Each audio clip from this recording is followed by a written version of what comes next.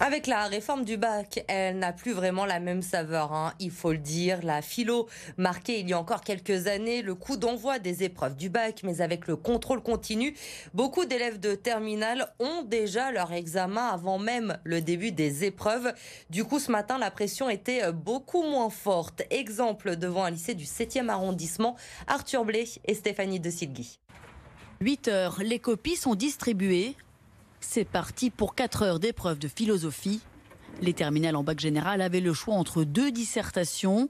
Le bonheur est-il affaire de raison ou vouloir la paix est-ce vouloir la justice?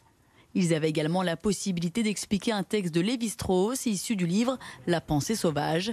Avant l'épreuve, ces lycéens du 7e arrondissement étaient plutôt sûrs d'eux et pas forcément stressés.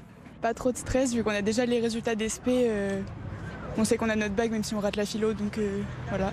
La philo, c'est pas la matière sur laquelle on a le plus travaillé cette année. Là, ça va, je suis pas trop stressé. Je pense que ça va bien se passer. Parce que dans les épreuves blanches qu'on a fait, je m'en suis bien sorti. Donc je vois pas pourquoi là ça se passerait pas bien. À la sortie, les lycéens sont plutôt satisfaits. Chloé, elle, est toute heureuse d'en avoir terminé avec la philo.